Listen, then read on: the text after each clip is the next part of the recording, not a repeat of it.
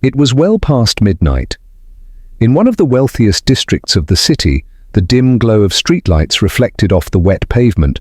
The only sound breaking the silence was the soft hum of Arda Demir's sports car engine. Arda, a successful millionaire businessman, was on his way home after a long and exhausting business meeting. He had everything: wealth, power, success, but deep inside, he felt an unsettling emptiness. He owned everything a man could ask for, but he had no idea what any of it truly meant to him. His thoughts were interrupted by the rhythmic tapping of raindrops on the windshield. He gripped the steering wheel tighter. Another long day filled with endless meetings, negotiations and contracts. More money, more power, yet an emptiness that refused to fade. Why did he feel so alone despite having everything? He sighed deeply as he pulled into his mansion's garage. Just as he turned to lock the car, a low, raspy growl echoed through the darkness. His body stiffened as he squinted into the shadows, searching for the source of the sound, a faint, trembling figure. When his eyes adjusted, he spotted a stray dog curled up beside a trash bin. Its fur was matted with dirt and grime. Its frail body bore the marks of hunger and the brutal struggles of street life. Arda took a cautious step forward. The dog flinched, retreating slightly, but its eyes never left his. There was something pleading in them. Arda narrowed his eyes, trying to make sense of the strange uneasiness bubbling inside him. He had never been an animal person, not as a child, not as an adult. But something about this moment was different. This dog wasn't just another stray. It was looking at him as if it was expecting something. Just as he turned to walk inside, the dog let out a soft whimper. Not a threat, but a desperate plea for help. Arda exhaled deeply. This night had already drained him, and now this. But could he just walk inside and ignore it? Would his conscience allow that? Muttering to himself, he said, "Looks like you're my problem now, huh?" Yet, deep down, he couldn't quite understand why this small, frail creature affected him so much. Something about this moment felt different, almost fated. His mind wandered back to the business meeting earlier that evening. He had sealed another multi-million-dollar deal, but as he reflected on it, he questioned what truly gave him power. Was it the money? The artificial respect of those around him? Or was he still searching for something deeper? But this stray, it didn't care about his status, his wealth, or his influence. It didn't want anything from him except to survive. Slowly, Arda reached into his pocket, pulling out his phone. He hesitated. What was he supposed to do?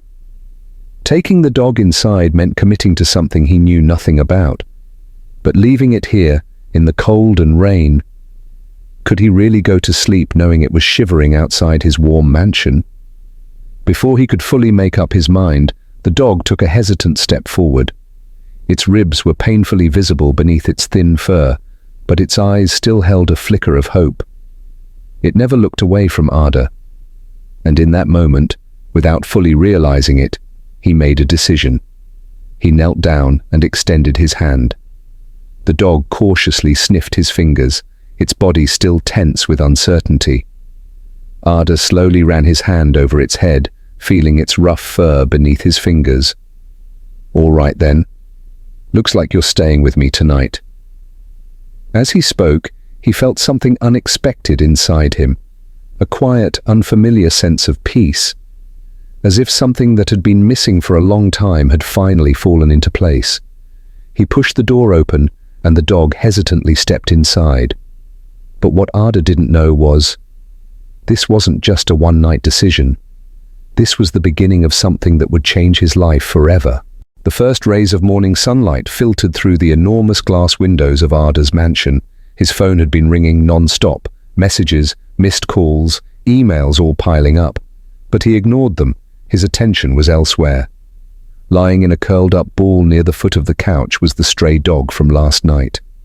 Now, safely inside, its breathing was steady, its body no longer shivering. It looked peaceful. Arda rubbed his temples, trying to process what had just happened. Why had he brought it inside? He wasn't an animal person. He had never even considered owning a pet before.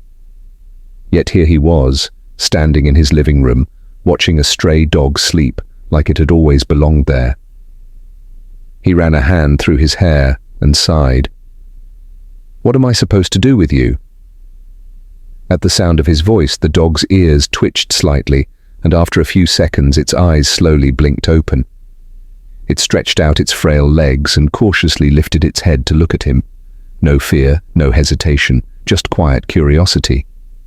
Arda shook his head and headed toward the kitchen. He didn't know much about dogs, but he knew one thing. It had to be hungry. He opened the fridge, searching for something suitable. "Let's see. Expensive caviar, a bottle of vintage wine." He scoffed at himself. None of these things would help. Finally, he found some cooked chicken. He placed a small portion in a bowl and hesitated for a moment before walking back into the living room. The dog's eyes followed his every movement. "All right, let's make a deal," he said, placing the bowl on the floor. "You eat, and then we figure out what happens next." The dog sniffed the food, then cautiously took a small bite. Within seconds, it was devouring the meal, finishing faster than Arda expected. "Wow. You were starving, huh?" Arda mumbled, watching in fascination. The way the dog ate so desperately, it wasn't just hunger, it was survival. Something inside him twisted. This creature had spent its life struggling to survive, while he had spent his life drowning in excess. The contrast was painfully clear. The dog licked the bowl clean, then turned its gaze back to him. Arda smirked. "That's it? Not even a thank you?" For the first time, the dog wagged its tail slightly. A tiny, almost imperceptible movement, but enough to make Arda chuckle. Hours passed, and despite his efforts to focus on work, he found himself glancing over at the dog constantly. Why was he so drawn to it? He had no reason to keep it. He could take it to a shelter. He could call someone to deal with it. But each time he considered it, a strange, unexplainable hesitation crept over him. By evening, he found himself absently scrolling through his phone, searching for nearby vets. If he was going to let the dog stay, even temporarily, he needed to make sure it was healthy. The vet visit was more eye-opening than he expected. "She's malnourished but otherwise healthy," the vet informed him after a thorough checkup. "You did a good thing, taking her in." Arda just nodded. Had he really done a good thing, or had he simply acted on impulse? On the way home, he looked at the dog curled up in the passenger seat of his car. She looked comfortable. She looked safe. "You need a name," he muttered, eyes still on the road. "Can't just keep calling you dog." Silence. Then a thought hit him. Mila. He didn't know why, but the name felt right. Short, simple, and, somehow, fitting. When they arrived home, he opened the door and let her inside. For the first time, he didn't think of her as just a stray anymore. She wasn't just some random dog he had saved. She was Mila. And whether he realized it or not, Mila was now a part of his life. It had been weeks since Mila entered Arda's life, and in that short time, everything had changed. His once sterile mansion now felt warmer, more alive. He woke up to soft paws padding across the floor. He came home to a wagging tail instead of silence. Mila had become more than just a stray. She was family.